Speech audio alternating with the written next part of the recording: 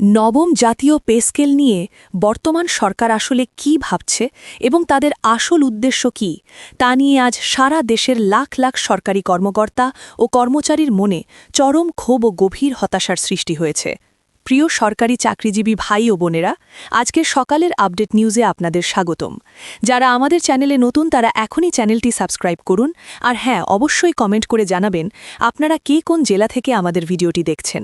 তবে চলুন কথা না বাড়িয়ে আজকের সর্বশেষ সংবাদটি জেনে নিন। সবার মনে একটাই প্রশ্ন, সরকার কি নবম জাতীয় পে স্কেল বাস্তবায়নের পক্ষে আদৌ কতটা আন্তরিক?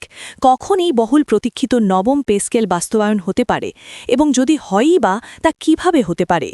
এই প্রশ্নগুলোর উত্তর খুঁজতে গিয়ে সম্প্রতি আমাদের হাতে বেশ কিছু চাঞ্চল্যকর এবং হতাশাজনক তথ্য এসে পৌঁছেছে, যা শুনলে যে কোনো সচেতন নাগরিকের চোখ কপালে উঠবে। কয়েকদিন আগে আমরা একটি অত্যন্ত নির্ভরযোগ্য সূত্র থেকে গোপন তথ্য পেয়েছি। আপনাদের হয়তো মনে আছে, বর্তমান সরকার ক্ষমতায় আসার পরপরই সরকারি কর্মচারীদের দীর্ঘদিনের দাবি পূরণের লক্ষ্যে মন্ত্রিপরিষদ সচিবের নেতৃত্বে ৬ সদস্যের একটি উচ্চ পর্যায়ের সুপারিশ প্রণয়ন কমিটি গঠন করা হয়েছিল। আমরা সর্বশেষ যে তথ্যটি হাতে পেয়েছি তাতে জানা গেছে যে ওই সুপারিশ প্রণয়ন কমিটি অত্যন্ত দ্রুততার সাথে তাদের কাজ শেষ করেছে। তারা অলরেডি পে কমিশনের দেওয়া সকল প্রস্তাবগুলো অত্যন্ত সূক্ষ্মভাবে যাচাই বাছাই করার কাজ সম্পন্ন করে বর্তমানে তার সংশ্লিষ্ট মন্ত্রণালয়ের সচিব প্রধানের কাছে চূড়ান্ত অনুমোদনের জন্য জমা দিয়েছে। কিন্তু আশ্চর্যের বিষয় হল, এখন এই অত্যন্ত গুরুত্বপূর্ণ ফাইলটি মন্ত্রণালয়ের লাল ফিতায় আটকে আছে। মন্ত্রণালয় বা সরকার যদি সত্যিকার অর্থেই চাইত, তাহলে অচিরেই তারা এই ফাইলটি অনুমোদন করে এখন চাইলেই নবম পে স্কেল বাস্তবায়ন করতে পারত, বা অন্ততপক্ষে একটি সুনির্দিষ্ট তারিখ ঘোষণা দিয়ে লাখ লাখ কর্মচারীর মনে স্বস্তি ফেলাতে পারত।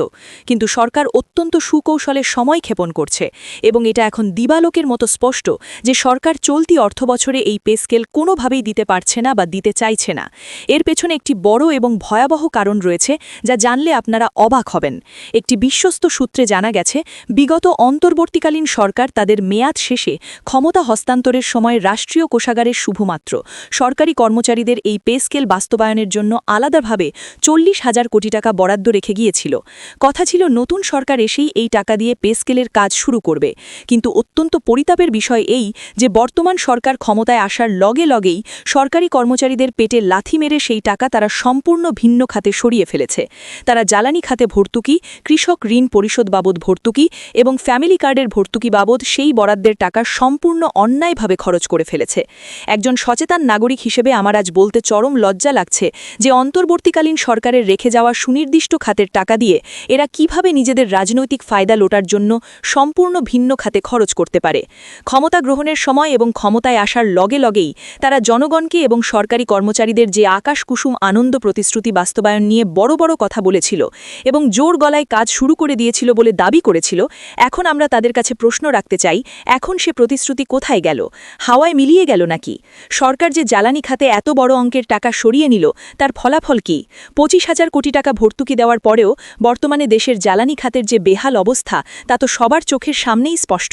এত বিপুল পরিমাণ ভর্তুকি না দিলে পরিস্থিতি আরও কতটা ভয়াবহ হতো, আর এই ভর্তুকি দিয়েই বা দেশের সাধারণ মানুষের বা শিল্প কারখানার আদতে কী লাভটা হলো? সরকার কি দেশবাসীর সামনে এই হিসেব স্পষ্ট করতে পারছে? কখনোই পারছে না। এবং এই যে সবেমাত্র গরম শুরু হয়ে গেছে, আপনারা সারা দেশেই এটা আগামী কয়েক মাসের মধ্যে হাড়ে হাড়ে দেখতে পারবেন যে আগামী চরম গরমের সময় বিদ্যুৎ ও জ্বালানি খাতে কী ভয়াবহ পরিস্থিতি দাঁড়ায়। এখন কথা হচ্ছে, সরকার জনস্বার্থে যে কোনো খাতে ভর্তুকি দিতেই পারে, এটা তাদের পলিসি হতে পারে, সেটা খুব ভালো কথা। কিন্তু নবম জাতীয় পে স্কেলের জন্য সুনির্দিষ্টভাবে বরাদ্দকৃত কর্মচারীদের হকের টাকা তারা জোর করে ভিন্ন খাতে ভর্তুকি দিবে, সেটা তো কোনো মতেই মেনে নেওয়া যায় না, এবং এটা আইনত এবং নৈতিকভাবে ঠিক না। এখন বর্তমান সরকার তাদের এই চরম আর্থিক ব্যর্থতা ঢাকতে নতুন এক চাল চেলেছে। তারা আবার দেখি ইদানিং গণমাধ্যমে ফলাও করে প্রচার করতেছে এবং বলতেছে যে শুধুমাত্র স্বাস্থ্য খাতেই তারা 1 লাখ লোক নিয়োগ দেবে। তারপর অন্যান্য সকল সরকারি চাকরি মিলিয়ে মোট 5 লক্ষ বেকারের জন্য তারা নতুন নিয়োগের বিশাল বিজ্ঞপ্তি দিতে যাচ্ছে। সরকারের এইসব হাস্যকর কথাবার্তা শুনলে আমার সত্যি হাসি পায়। যে সরকার তাদের বর্তমানে কর্মরত সরকারি কর্মচারীদের মাসের পর মাস ঠিকমতো বেতন ভাতা দিতে পারে না, পে স্কেলের টাকা সরিয়ে ফেলে, তারা আবার নতুন করে 5 লক্ষ লোক নিয়োগ দিতে চাচ্ছে। এটা কোন ধরনের তামাশা? আসা, এটা কি আসলেই দেশের বেকার যুব সমাজকে নিয়ে কোনো নোংরা রাজনীতি নাকি দেশ নিয়ে কি কোনো গভীর কোনো ষড়যন্ত্র হচ্ছে কিনা তা নিয়ে আজ জনমনে চরম সন্দেহ তৈরি হয়েছে। আমার তো মনে হয় যে মাননীয় প্রধানমন্ত্রী তিনি নিজেই সম্পূর্ণ স্বাধীনভাবে কাজ করতে পারছেন কিনা তা নিয়ে যথেষ্ট সংশয় রয়েছে। এখানে কি সরকারের ভেতরে ও বাইরে কোনো শক্তিশালী সিন্ডিকেট কাজ করতেছে কিনা, যারা এই দেশটাকে নিয়ে প্রতিনিয়ত গভীর ষড়যন্ত্রে লিপ্ত রয়েছে। আমরা দেখতে পাচ্ছি আমাদের একটি সুন্দর সম্ভাবনাময় দেশ ছিল, সেই দেশটি আজ এই অযোগ্যতা ও দুর্নীতির কারণে ধাপে ধাপে আরও চরম অধপতনের দিকে যাচ্ছে। দেশে আজ ঠিকমতো তেল নাই, বিদ্যুৎ নাই, গ্যাসের হাহাকার চলছে।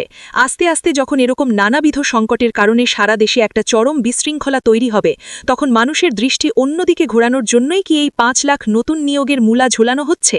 তাছাড়া এই নিয়োগের পেছনে যে এক বিশাল নিয়োগ বাণিজ্যের নীলনকশা রয়েছে তা আর কারও বুঝতে বাকি নেই। নতুন করে ৫ লাখ লোক নিয়োগ দিলে সরকারের কোষাগারে চাকরি প্রার্থীদের আবেদন ফি বাবদ একটা বড় ধরনের ইনকাম থাকবে।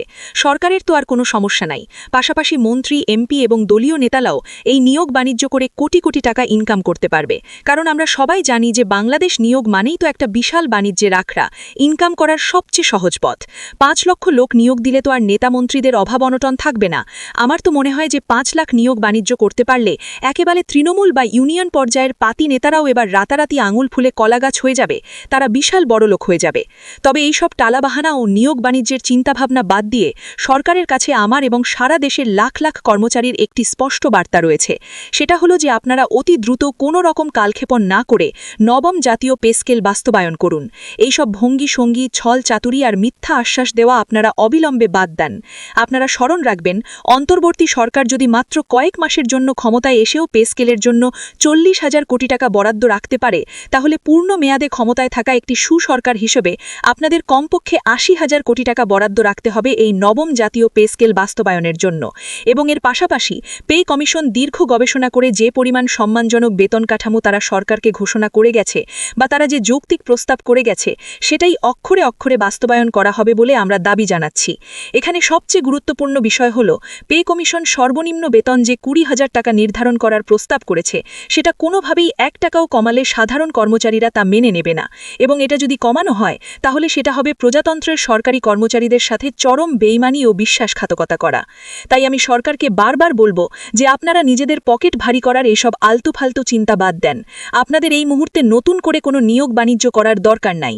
আপনারা যদি সত্যি দেশের উন্নতি চান, তাহলে নতুন নিয়োগের পেছনে না ছুটে বর্তমানে প্রশাসনে যারা কর্মরত আছে তারা যেন তাদের পূর্ণ উদ্যমে ডাবল গতিতে দেশের জন্য কাজ করতে পারে সেই সুষ্ঠু পরিবেশের ব্যবস্থা করেন।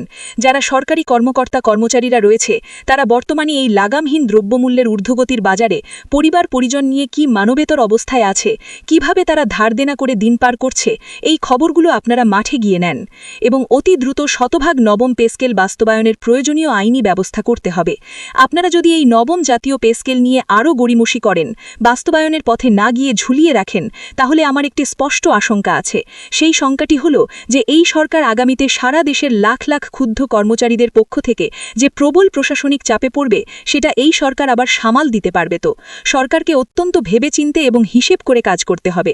তারা যদি নবম পে স্কেল নিয়ে কোনো রকম টালাবাহানা বা চালাকি করে, তাহলে আমার মনে হয় তারা নিজেদের তৈরি করা জালে নিজেরাই চরমভাবে ফেঁসে যাবে এবং প্রশাসন অচল হয়ে পড়বে। ভিডিওটি খুবই জরুরি, তাই দয়া করে সবার সাথে ভিডিওটি শেয়ার করতে ভুলবেন না। আর নতুন ভিডিও আপডেট পেতে এখনই চ্যানেলটি সাবস্ক্রাইব করুন।